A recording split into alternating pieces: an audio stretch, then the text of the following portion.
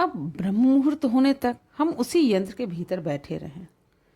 जब ब्रह्म मुहूर्त हुआ तो सात साधक ने जमीन पर बिखरी सारी सामग्री को समेट लिया और एक थैली में भरकर अपने बैग में रख लिया। विमल को भी कमरे में सुला दिया। कुछ ही देर के बाद विमल के परिवार वाले भी वापस लौट आए। विमल की माँ ने कहा, मेरा बेटा बच तो जाएगा ना बाबूजी? सात साधक ने कहा, कोशिश कर रहा हूँ।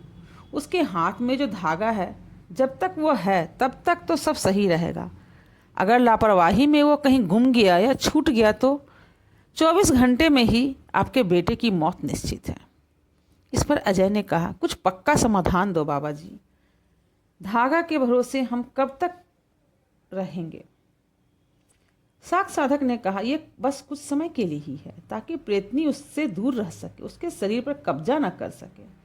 हमें इसके पक्के समाधान के लिए शमशान के देवता को सिद्ध करना होगा।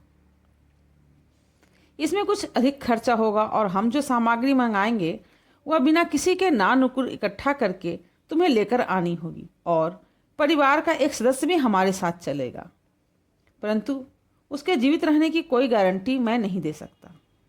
विमल ने अनजाने में ही सही पर मौत को आमंत्रित किया है। प्रेत योनि का इसके शरीर पर लंबी अवधि तक प्रभाव रहा है, इसलिए कुछ भी हो सकता है, सोच लो।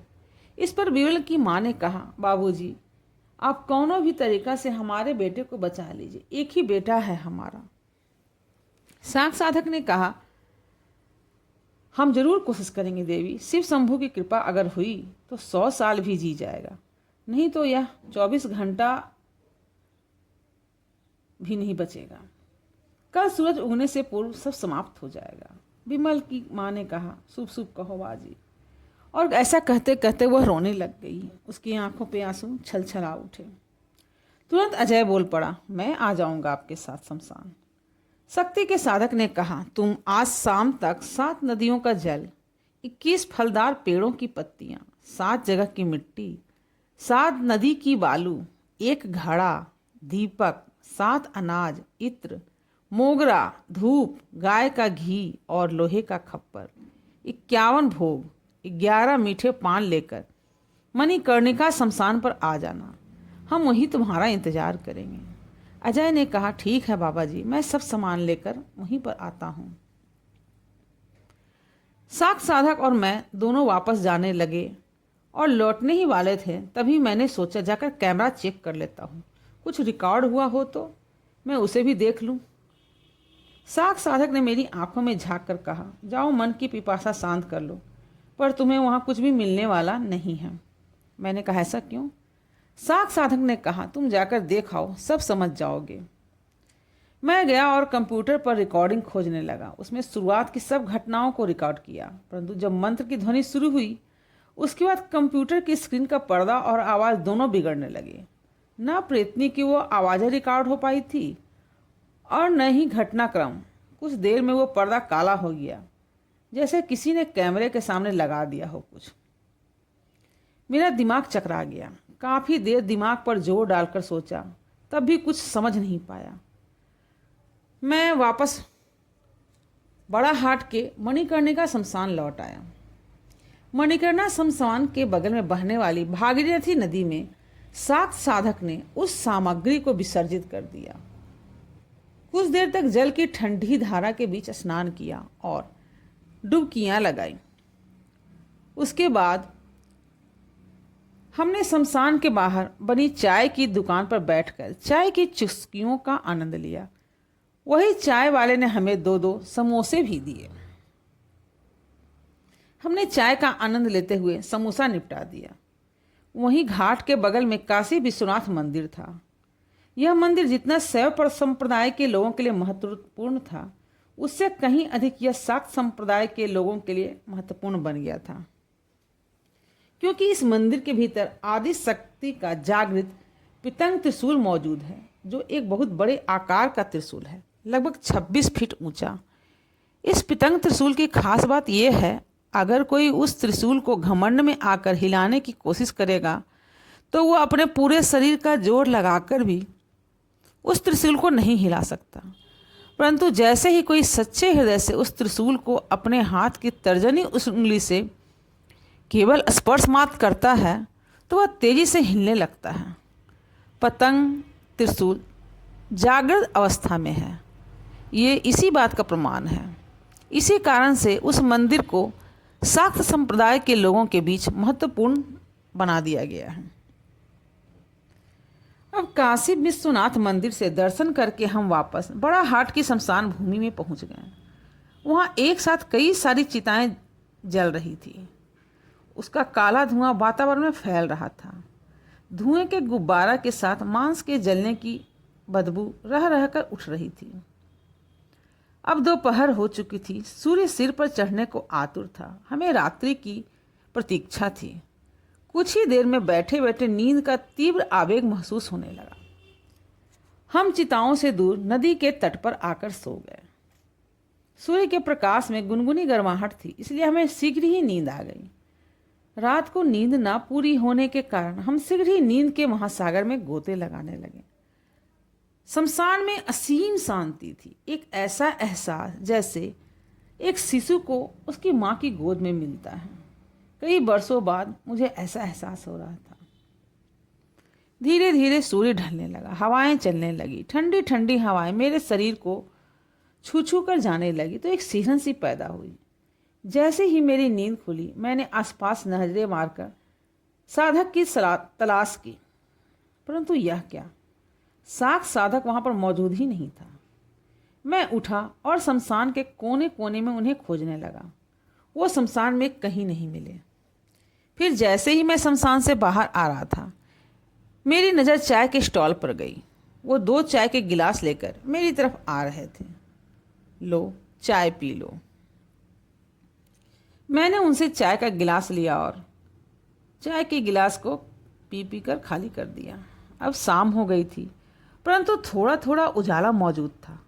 शमशान में जलने वाली चिताओं की अग्नि अब ठंडी पड़ चुकी थी, परंतु अंगारों के बीच में रह रहकर चिंगारियां कभी कभार निकलकर हवा में फैल रही थी। अब शाम हो गई थी, परंतु मांस के जलने की बदबू पूरी तरह से समाप्त हो रही थी। धीरे धीरे कुछ 1 घंटे के पश्चात वह शमशान घाट पूरी तरह से सन्नाटे में भर गया। अब लोग धीरे धीरे जाने लगे। अंधकार घिरने लगा। शमशान में मौजूद पेड़ की पत्तियां सरसराहट से आवाज करने लगी। उसी समय शक्ति साधक के सिवाय केवल वहां शमशान की देखरेख करने वाला आदमी मौजूद था, जो डंडे से अंगारों को उलट पुलट रहा था ताकि सबकी हड्डियां पूरी तरह से जल जाए।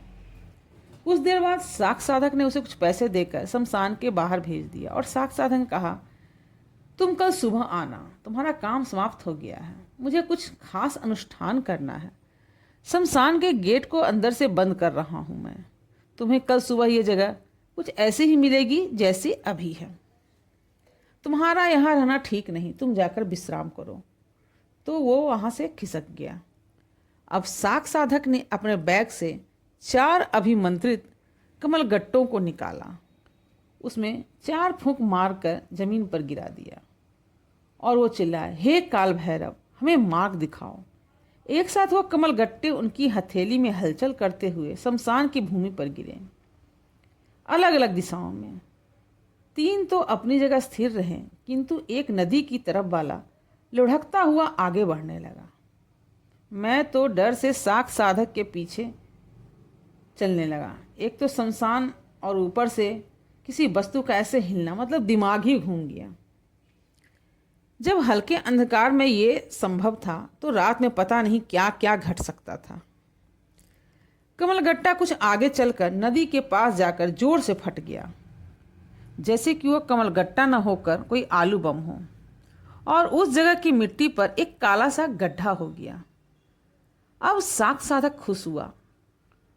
काल भैरव ने आज्ञा दे दी, यहीं पर यह अनुष्ठान होगा। उसकी निगाहों से यह बात तो स्पष्ट थी कि रात को कुछ बड़ा ही घटित होने वाला है। तभी अचानक गाड़ी का हॉर्न बजने लगा, जो शमशान के ठीक सामने से सुनाई दे रहा था। मैं और साख साधक दोनों दौड़ते हुए तेज कदमों से उस ओर गए और साक्ष साधक ने कहा, अजय हॉर्न मत बजाओ, ये कोई खेल का मैदान नहीं है। गाड़ी साइड लगाओ और सारे सामान लेकर अंदर आओ। अजय को शायद अपनी गलती का एहसास हुआ और उसने हॉर्न बजाना बंद किया। तुरंत गाड़ी को साइड लगाकर बाहर निकाला। गाड़ी की डिक्की से 2 बड़े बड़े बैग लेकर वह शमशान के भीतर आ गया। अजय ने कहा, हम तुम्हारी प्रतीक्षा कर रहे थे। ये वो सामान है जो आपने कहा था। शक्ति साधक ने कहा, चलो। अजय बैग लेकर हमारे पीछे पीछे चलने लगा। शक्ति साधक हमें उसी स्थान पर लेकर गया जहां पर वो गड्ढा था। वहां बैठकर लकड़ी से मिट्टी को खोदने लगा और उसके पास नदी की तरफ एक चौकोर आकृति बना दी। उस चौकोर स्थान के ऊपर वह सामान रख दिया जो अजय लेकर आया था। उसके बाद उन्होंने चारों तरफ रक्षा के लिए एक रक्षा घेरा बनाया। वो गड्ढा उस गोले के एकदम बीच में मौजूद था। उस गड्ढे में शमशान के पेड़ों के नीचे जमीन पर रखी हुई लकड़ियां तोड़कर जला दी, जो कि एक अस्थायी कुंड लग रहा था। उसकी रोशनी शमशान में कुछ दूरी तक उजाला कर रही थी, परंतु अधिकांश क्षेत्र पर अंधकार का ही कब्जा था। कुछ देर के बाद शक्ति साधक ने सारे सामान को चौकोर आकृति में रख दिया। घड़े में नदी का जल लेकर आया। अनुष्ठान की तैयारी कुछ ही देर में हो गई, परंतु अभी अनुष्ठान को शुरू करने के लिए कम से कम 2 घंटे का इंतजार करना था। 12 बजने में अभी 2 घंटे शेष थे। इन मौके का मैंने फायदा उठाया और उनसे कुछ महत्वपूर्ण विषयों पर चर्चा की। मैंने उनसे पूछा, क्या सच में शमशान के रक्षक हमारी आराधना से खुश होकर उसे प्रेतनी से मुक्त करवाएंगे? शक्ति साधक ने कहा, अवश्य करवाएंगे। अगर कोई सच्चे मन से किसी विपत्ति को रोकना चाहता है तो प्रकृति उसकी सहायता अवश्य करती है। शमशान में रहने वाली शक्तियां हमें कुछ हानि पहुंचाएंगी या नहीं? मैंने उनसे यह पूछा। शक्ति साधक ने कहा, शमशान की शक्तियां हमें यूं ही नुकसान नहीं पहुंचाएंगी, बस वह डाकनी अवश्य हमारे अनुष्ठान में विघ्न उत्पन्न करने की कोशिश करेगी। परंतु आज तो वो अधिक उत्पात नहीं कर सकती, पर वह कोशिश जरूर करेगी कि हमारी साधना बंद हो जाए। बाकी शक्तियों से हमारा कोई मतलब नहीं, क्योंकि शमशान में अनगिनत शक्तियां मौजूद होती हैं। इसमें अच्छी और बुरी दोनों तरह की शक्तियों का वास होता है। मैंने उनसे पूछा, किसी की मृत्यु के बाद उसकी आत्मा का अच्छा स्वभाव होना या बुरा होना किस बात पर निर्भर करता है? साधक ने उत्तर दिया, किसी मनुष्य की ऊर्जा का प्रवाह किस ओर हो, यह इस पर निर्भर है कि सूक्ष्म शरीर के स्वभाव इस बात पर निर्भर करती है कि मृत्यु के समय मनुष्य की वासना अथवा कामना किस प्रकार की थी। उसी प्रकार से उसके स्थूल शरीर में ऊर्जा का निर्माण होता है। ऊर्जा सकारात्मक और नकारात्मक दोनों हो सकती है, क्योंकि जैसे जिसके विवेक रहते हैं उनकी आत्मा वैसी ही हो जाती है। क्या प्रेत योनि में भटकने वाली आत्मा का पुनर्जन्म होगा? इस बात का निर्धारण भी हमारा सूक्ष्म शरीर करता है, क्योंकि सूक्ष्म शरीर के पास अनंत शक्तियाँ मौजूद है। उन शक्तियों को कई महापुरुषों ने जागृत किया है और वो मुक्त भी हो चुके हैं। कौन मुक्त होगा? अन्यथा जो आत्माएं मृत्यु लोक में ही भटकती रहती हैं, वह एक जन्म से दूसरे जन्म में लगातार चलती रहती है। यह एक चक्र है। इस चक्र को खंडित करने के लिए ही मोक्ष प्राप्त करना ही एक उपाय है।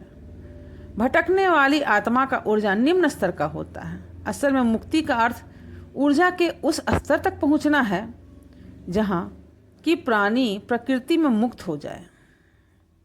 इसी चर्चा में अब साधना का समय हो चुका था। पूरे शमशान का एक अनंत शांति स्थापित हो चुकी थी। शमशान में केवल एक अंगार धड़क रहे थे जो कि उन चिताओं पर मौजूद थे।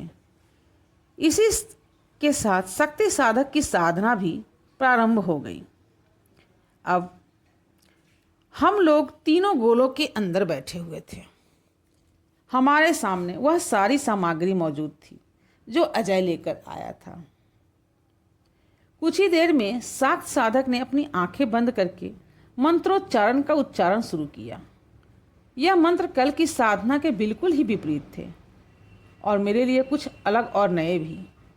लगभग घंटे भर के मंत्रोच्चार के पश्चात नदी में कुछ हलचल होने लगी। नदी की धारा के बीच एक शव बहता हुआ हमारी तरफ आ रहा था। मंत्रों की तेज ध्वनि की ओर शव खींचा चला आ रहा था।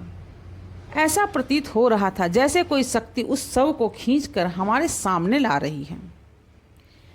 एकाएक ही वो साख साधक उठा, नदी के किनारे के शव को अकेले ही घसीट कर ले आया और उसको उस यंत्र के सामने ही लिटा दिया। हमारी आंखों के सामने ही वह निष्प्राण शव था, जो कि एक लड़के का शव था, जो लगभग बिमल की आयु का ही रहा होगा। उसके कपड़े और शरीर मिट्टी से सने हुए थे और उसका शरीर अब भी गीला था। उसके हाथों की नसों पर खून जमा हुआ प्रतीत हो रहा था, जैसे वो लड़का काफ़ी दिन पहले ही मर चुका था। परंतु उसका शव काफ़ी हद तक सही था। शायद वह कोई रहस्यमयी शव था। अन्यथा भागीरथी की विकराल धाराओं के बीच भी वो ऐसे निकला मानो जैसे उसे कोई खींच लाया हो। मैं तो पिछली रात को काफ़ी कुछ देख चुका था, परंतु अजय की आंखों में डर दिखाई पड़ रहा था।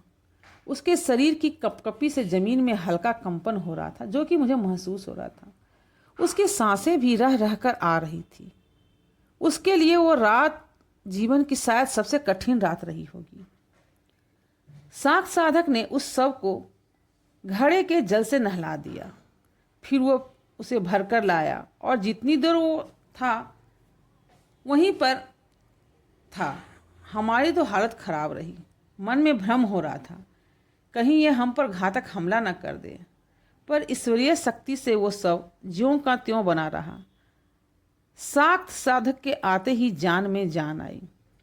मंत्र जाप का दूसरा दौर प्रारंभ हुआ। हमारे नेत्र खुले थे। साख साधक ध्यान लगाकर जप कर रहा था। शमशान की शांति मंत्रों की गूंज से टूटने लगी। एक बार फिर से तीक्ष्ण गंध शुरू हो गई। मौसम ने करवट लेनी शुरू की। तेज हवाएं चलने लगी, पत्तों में सनसनाहट होने लगी। परंतु चारों तरफ नजरें घुमाकर देखा, शमशान बिल्कुल शांत था, बिल्कुल निर्जन वन की भांति। जो ध्वनि हमारे मन में वहम प्रतीत हो रही थी, अचानक मुझे वही शांति महसूस हो रही थी जिसका आनंद मैं दिन में ले चुका था।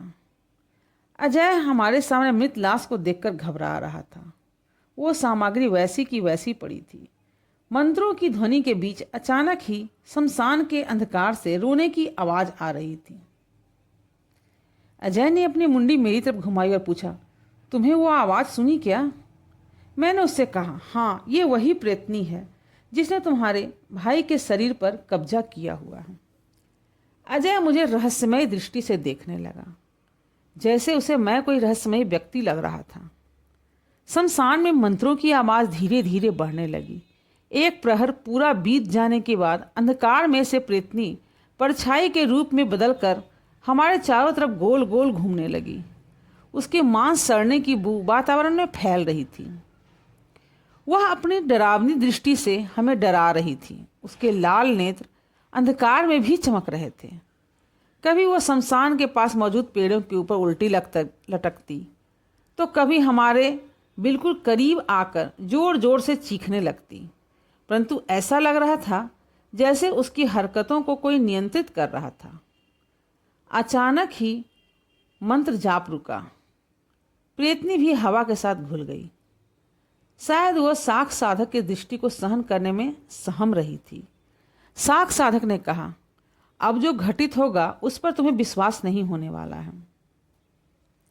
अब रात्रि की दूसरी और तीसरी प्रहर के बीच के बिंदु जिस पर दोनों प्रहर नगण्य होते हैं। साख साधक ने अजय से कहा, अपना हाथ दिखाना। अजय ने सहर्ष ही अपना हाथ दिखाने को बढ़ाया था, परंतु साख साधक ने पैनी नुकीली लोहे की पिन उसकी तर्जनी उंगली में चुभा दी। अब अजय चिल्लाया, आह! फिर साख साधक मुस्कुराते हुए उसकी उंगली से रक्त सबके मुंह में टपकाने लगा। 3 बूंद टपकाने के बाद उसने अजय का हाथ छोड़ते हुए कहा, हमें मार्ग दिखाओ, एक शमशान के अधिष्ठाता, हमें मार्ग दिखाओ। उसके बाद घड़े में पानी भरकर रखे हुए जल में इत्र को मिला दिया। इत्र के मिलाते ही उस पानी से सुगंधित खुशबू उठने लगी। वातावरण में तेजी से फैल गई वह खुशबू। घड़े के जल का छिड़काव साख साधक ने उस गोले के चारों तरफ किया। गोले के चारों तरफ वो अलग अलग प्रकार की पत्तियां लाइन बारी से बिछाई। उन पत्तियों के ऊपर अलग अलग वस्तुएं सजाई, केवल भोग की वस्तुएं उस लाश के बिल्कुल समीप रख दी गई। साधक ने सारी तैयारी कर ली। अलग अलग सामग्री जैसे अलग अलग जगह की बालू, मिट्टी को भी उन पत्तियों पर गिरा दिया। 7 नदियों का जल अब भी संभाल कर रखा हुआ था। मंत्रों का तीसरा दौर अब प्रारंभ हुआ। इस बार के मंत्र वही थे, परंतु उच्चारण अलग अलग तरह से अलग अलग आवृत्ति में हो रहा था। साधक मंत्रों की आवृत्ति पूर्ण होने पर आंख खोलकर बीच बीच में उस लाश पर चावल के दाने मार रहा था। प्रत्येक मंत्र की आवृत्ति के बाद वह इसी घटना को दोहरा रहा था और कुछ ही देर के बाद फिर से पारलौकिक घटनाएं शुरू हो गईं। इस बार प्रेतात्मा पूरी तरह से अदृश्य थी। हमें बस केवल अंधकार के चीखने की आवाज़ें आ रही थीं। अचानक से हमारे चारों तरफ मौजूद पत्तियां हवा में ऊपर उठने लगी और वह गोल गोल घूमने लगी। हमारी तो डर के मारे सिट्टी पिट्टी गुल हो गई, परंतु शक्ति साधक पर इसका कोई भी प्रभाव नहीं पड़ा। हमारी तो सांसें अटक गई। एकाएक ही वह लाश हवा में उठने लगी। प्रेतनी इस प्रक्रिया को भंग करने की पूरी कोशिश कर रही थी, परंतु ऐसा प्रतीत होता था जैसे कोई शक्ति उसे इस काम को करने से रोक रही थी। इसलिए वह सबको बस 2 फीट ऊपर तक ही उठा पाई। उसकी इस मेहनत पर भी साख साधक ने अपने खून के छींटे मारकर स्थिर कर दिया। वह सब हवा में झूलता रहा, ना ऊपर गया ना नीचे आया। धीरे धीरे मौसम में अचानक परिवर्तन हो गया। सब कुछ सामान्य हो गया। खुशबू उठने लगी। अब सारी पत्तियां जमीन पर वैसे ही आकर थम गई जैसे साधक ने रखी हुई थी। मंत्र पूर्ण होने की तरफ था। साधक ने अपने हाथ में चावल पकड़कर 3 बार फूंक मारी और जोर से लाश पर फेंक दी। इस बार लाश ने भी कुछ प्रतिक्रिया दी। उसके हाथ पर हिलने लगी, नसें फूलने लगी। हवा में स्थिर लाश जमीन पर आ गई। फिर अचानक लाश जाग उठी। उसने अपने लाल लाल नेत्र खोलकर शमशान का मुआयना किया और लाश हमारे सम्मुख आकर बैठ गई। उस रात में हमारी आंखों के सामने वह सारा भोग कुछ ही पलों में छटका गया। उसकी लंबी लाल जीभ जिसमें खून के कुछ बूंदें स्पष्ट दिख रही थी। लाश धीरे धीरे बोली, खून दो, अपना खून दो। शक्ति साधक तो जैसे पहले से ही तैयार था। लोहे के खप्पर को बीच में रखकर तीनों की उंगलियों से 3-3 बूंद निकाली गई। फिर साख साधक ने मंत्र बुदबुदाते हुए चावल के 3 दाने उसमें डाल दिए। उसके डालते ही खप्पर में खून खुद ब खुद ऊपर की ओर बढ़ने लगा। हम सब ये देखकर ये आश्चर्य में थे। मतलब हमारी खोपड़ी हिलने लायक चीज़, वैज्ञानिकता को झुठलाने वाली चीज़, जो हमने कभी तक आज तक सोचा भी नहीं, वह आज मैं देख पा रहा था। एक क्षण के लिए वह पूरी तरह से भर गया। लाल गाढ़ा द्रव्य जमीन पर गिरने लगा। साधक ने खप्पर लाश की तरफ बढ़ाया। वह किसी अतृप्त जीव की तरह उस खून को भी पी गया। उसके वस्त्र पूरी तरह से लाल हो गए। इसके बाद वह लाश खड़ी हुई, दौड़कर शमशान के अंधकार में गई और उन अंगारों के बीच से एक छोटी सी हड्डी को उठाकर लेकर आया और उस हड्डी को ने साधक की तरफ बढ़ाया और कहा, लो, ये तुम्हारे लिए है। तुम्हारा अनुष्ठान सफल हुआ। प्रेतनी को मैं शमशान के भीतर बांध दिया है। अब वो शमशान के बाहर कभी नहीं जा सकेगी। अब विमल पूरी तरह सही हो जाएगा। उसके बाद उस लाश का शरीर काले रंग का होने लगा। उसकी आंखें तीव्र और जीभ के खून की बूंदें जमीन पर टपकने लगी। साख साधक ने दोनों हाथ जोड़कर प्रणाम किया और देखते ही देखते हमारे सामने से वह लाश हमारे आंखों के सामने से ही ओझिल हो गई। साख साधक खुशी से झूम उठा और वो चिल्लाया, हम सफल हुए, हमारा अनुष्ठान सफल हुआ। शमशान के रक्षक ने प्रेतनी को कीलित कर दिया। अब वह शमशान से बाहर नहीं आ सकेगी। उसके बाद शक्ति साधक ने अपने हाथों से शेष सामान को उठाया और नदी के जल में प्रवाहित कर दिया। अब तक रात्रि का 14वां प्रहर खत्म हो चुका था। ब्रह्म मुहूर्त प्रारंभ होने को था। अजय ने शक्ति साधक से पूछा, क्या अब मेरा भाई पूरी तरह सही हो जाएगा? शक्ति साधक ने कहा, हाँ, प्रेतनी के प्रकोप से पूरी तरह मुक्त है। कुछ ही दिनों में वह पूरी तरह से ठीक हो जाएगा। बस शारीरिक रूप से बलवान होने में थोड़ा समय लगेगा। सामग्री को नदी में प्रवाहित करने के पश्चात हम तीनों शमशान से बाहर आ गए। अजय गाड़ी से वापस चला गया और मैं उसकी गाड़ी को जाता हुआ देखता रहा। गली के अंतिम छोर की ओर देख रहा था। जब मैं वापस मुड़ा तो वहाँ कोई भी मौजूद नहीं था। शमशान को मैंने बाहर से देखा, परंतु वहाँ भी कोई नहीं था। सड़क खाली थी। इतने में चाय वाला आया। मैंने उससे चाय बनवाई। उसने चाय बनाकर दी और मैंने जल्दी से पी ली। मैंने उससे पूछा, जो साक्ष साधक यहाँ था वो कहाँ गया होगा? चाय वाले ने कहा, रमता जोगी, बहता पानी। आज यहाँ है, कल कहाँ है पता नहीं। मैं समझ गया, साधना में रत योगी का कार्य सिद्धि के बाद रुकने का कोई अर्थ नहीं। कुछ दिनों बाद विमल के घर गया। अब वह सही हो चुका था। वह काफ़ी स्वस्थ था। सब लोग उस साक्ष साधक का पता मुझसे मांगने लगे, पर मैं तो खुद ही नहीं जानता था वो कोई दैवीय शक्ति थी या हिमालय का सिद्ध योगी। तो आपको क्या लगता है वो कौन रहा होगा? कोई दैवीय शक्ति या फिर कोई सिद्ध साधक? तो ऐसी ही कहानियों को और जानने के लिए कृपया मेरे चैनल को लाइक, शेयर और सब्सक्राइब करें।